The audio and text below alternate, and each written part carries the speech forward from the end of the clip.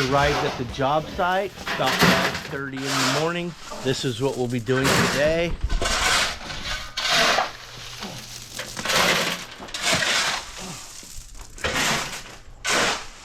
We're going to get this gravel out of here, fill it in with concrete. Need more space in here for that RV. Hi, David Odell here with Odell Complete Concrete. What we're doing here is widening this driveway to accept an RV a lot easier than it does already. This way you'll have some space to walk around it. You'll have a little more space to maneuver it in here. Much easier to get in and out when we fill these two sides of this existing driveway in with concrete. The way I'm going to do it, there's a right and there's a wrong way to do these fill-ins like this. I mean, the way that I'm going to do it's the right way, because I've seen a lot of them fail and been done wrong. So I've learned from my mistakes and looking at other people's work how to do these things right. So that's how we're going to do it today. First of all, we're going to remove all the gravel. We got to get this thing down to about 4 inches deep. That's the first priority. They have decorative gravel in here, so we just got to get that out of here. Basically, there was very little dirt to come out.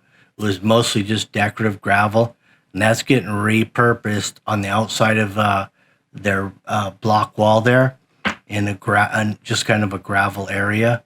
So that's going to go out there. What I'm going to do is I'm going to dowel into this driveway with some number 3 rebar. And an important detail, I mean, that's important as well, the rebar doweling, because you don't want these pieces of concrete on either side of the existing to start changing levels. And that can happen when they're not connected together because of expansion and contraction. So I'm going to dowel them together so they can all move as one piece.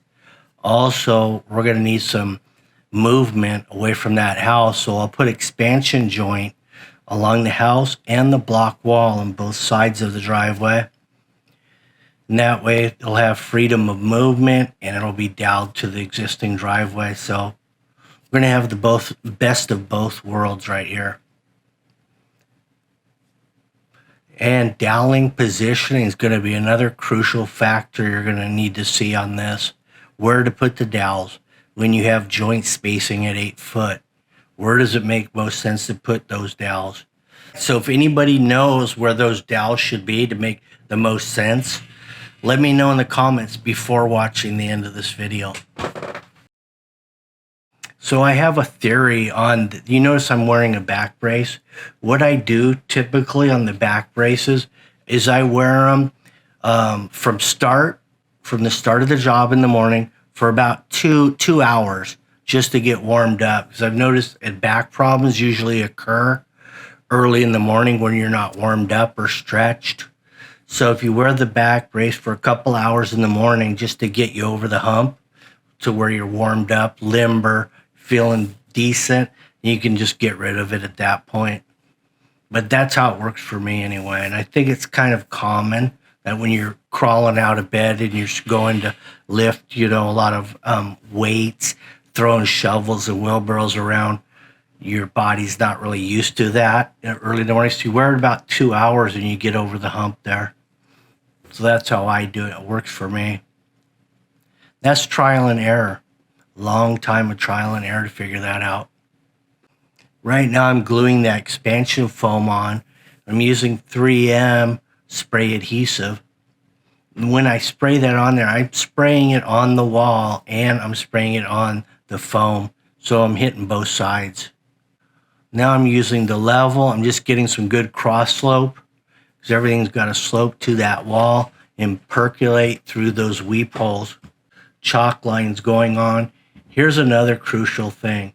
We don't know if this concrete driveway is level. We don't know if it's a straight line. So when you're setting your level across to mark your wall, you have to do it every about 6 feet, because this driveway could be going up and down like a roller coaster. It's not visual, but it will hold water if you don't run that level across every 5 feet.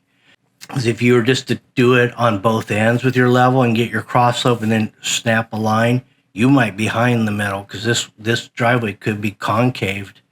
You know, it could be crowned. You never know. So I just typically, when I'm working off existing, check it about every 5 feet, which means I'm snapping my line about that same distance. Every time I snap the line on the wall, I'm not snapping it all the way through. I'm snapping it, you know, every place I made a mark 5 feet on that driveway. Here's a little high area on the dirt that I found after I got the decorative gravel out of there. We're still a little high here. Now I noticed that Rottweiler really liked to stand over the top of that American, whatever kind of dog that is. It's American something or another, but that dog didn't seem to mind. It has real short, strong legs, it looks like. It was able to hold the weight of the Rottweiler right on its back. Here's the dowel scenario. I'm getting 2 dowels per section. So I'm doweling on either side of the control joints of the existing driveway. So I'm getting 2 dowels per section. Let's take a look at our timeline, see where we're at. 8 a.m. We started about 5:15. So we're about 2 hours, 45 minutes into this. And we're ready for concrete. We got our dowels. They're in about 5-6 inches. Number 3 rebar with 3/8-inch holes, so it's a nice tight fit. It's what they call a dry fit. Good, solid. That's all you need. Looks like some of the foam is coming loose here already. That's bad. As long as we can get it, it stays there until we get the concrete, it will be fine. Same thing over here. This driveway right here, I've come to determine that it doesn't slope to the front. It doesn't slope to the back. It cross slopes. So it's just going this way, right to this planter. So the water was just going into this rock and seeping through. See the weep holes on the block? Every one is open down there. The water can go right out of there, right to this massive catch basin. Doesn't rain much here, but when it does, it comes down all at once. 5 inches a year on average. So this is what we're doing. Everything's gonna cross slope, hit the wall, seep through those holes. All right, let's soak it down really good. We'll get a bit of good soaking. Then we'll pour at 5 a.m. the next day, tomorrow. 5 a.m., the concrete has arrived. Pump is setting up.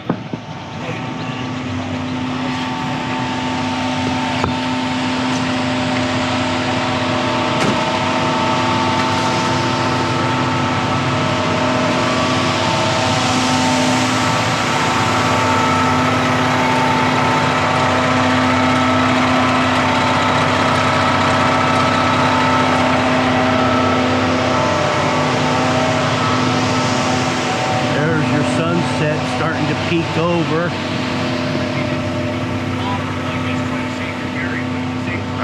How's it going? What's your name? Johnny. Ronnie? Johnny. Johnny, yeah, I'm David. Nice to meet you. All right, if you notice how I have the wheelbarrow set up there, and I have the 2 sliders on top, so we're blowing the water into that wheelbarrow, and we're just trying to hold back the splash of the water coming out of the wheelbarrow. That way we don't splatter a lot of other stuff. The water all stays in the wheelbarrow. And now the hose is primed. Concrete's ready to come out. Oh, by the way, that's a cable line that we have duct taped to the wall. I contemplated burying it under the concrete, but then after thinking about it a while, I decided to keep it above ground just in case they ever had to work on it or do anything to it. They could still access it. But I think you could do it either way. Just depends what you want. You want visible cables on the side of your house, or do you want them underground? It's that simple. Here I am screeding the concrete off. I have Prime pumping out here. He has a new guy pumping today, and but he has a lot of experience. So he was a good pumper. Kept it on the money. He didn't splatter it. A lot of guys will splatter it on the house and everywhere else because they don't know where to put that nozzle. But this guy, he had some experience, so he was able to do it right. That's all it is, man. It's trial and error. The only way you're going to learn is to do it. So that expansion felt I have glued to the house comes in handy for, for multiple reasons. Structurally, it comes in handy. Plus, it gives me a good guide for when I'm screeding, something I'm not going to lose. A chalk line could get buried. If I had a pumper that wasn't very good, he might bury that chalk line, or he might not be able to see it. You just don't know.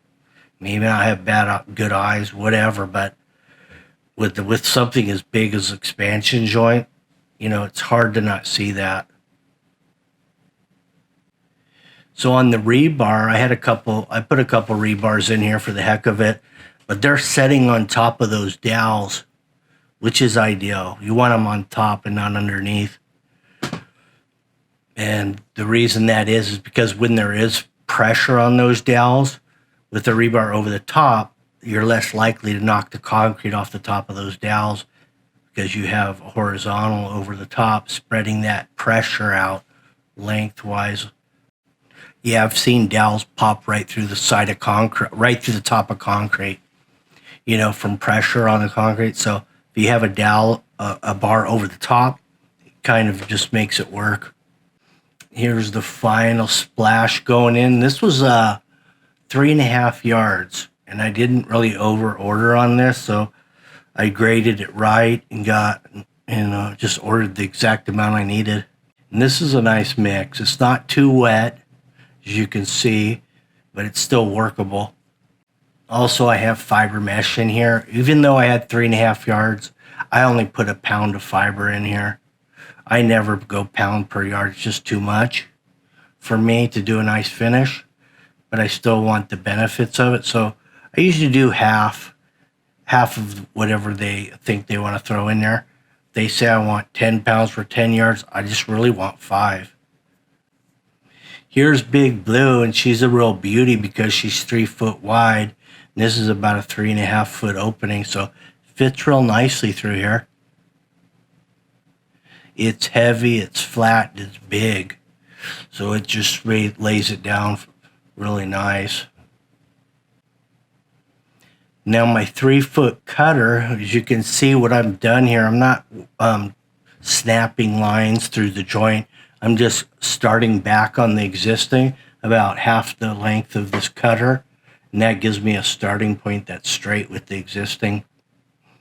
And then I'll just follow it on through. So I'm not worried about if it's square with the wall, square with the house. I'm more concerned, is it straight with the existing joints? You sure as hell make it look easy. This particular joiner is your Arizona joiner. It's your big 3/4 rounds, 3/4 deep. And I have 2 styles. I have the California joiner, which is your half round, 3/4 deep. And then out here in Arizona, and this is Bullhead, Arizona. A lot of it's all the big wide joints. So a lot more forgiving to use those as well. So I like using them. Much easier to keep them straight, easier to cut, easier to keep clean. The whole works. I do have one slider out here just so I could reach along that house. This side's about 4.5 feet wide or 4 foot, somewhere in that neighborhood. But I had to get over to that expansion joint, even though I'm not joining it, or edging it. I'm not edging the expansion joint that I glued to the wall. I want to make sure that I'm still flat with it. So I'm really touching it up and making it clean along that edge. So this is my first pass. My first pass is all about getting it flat, getting your edges flush. And then my second pass is just troweling it hard, cleaning your joints and making a nice edge. But I'm not moving mud on my second pass. First pass, yeah, I may move a little mud here and there. Second pass, if I'm moving mud, I did something wrong my first pass. Now here's what I was talking about, cleaning up that expansion joint. Scraping off the top, making sure I'm flush with it. There's nothing worse than burying your expansion joint and then it chipping off the top later, or being down low and exposing your expansion joint. So you want to be on the money. Got a 12 by 5 trowel I'm starting with here, and I've also got a 20 by 5. My little 12 by 5, I use that almost like a hand float a lot of times at this stage, the early stage on the first pass, because I can move mud with it. Here's your hand edger going on. This looks to be the final pass right here. Oh, the duct tape broke loose. The cable dropped just before the broom. The concrete's hard enough so the cable dropping didn't affect it at this point. So we just had to tape it back up, get it out of the way of the broom. And you can see some rubber marks on the driveway from the pump hose. But we're going to be pressure washing everything at the end, so that'll all be gone. There's what it looks like before we get ready to room it. Oh, this is a new tool we just got. It's called a broom. We've never used one of these before. Yeah, that was interesting what he had said there, and he's really referencing a video that he watches a lot of YouTube, my brother Doug there. He was actually referencing a video he had watched where somebody was showcasing a new tool, a funny trowel, which has been around for about 30 years. But they thought it was new.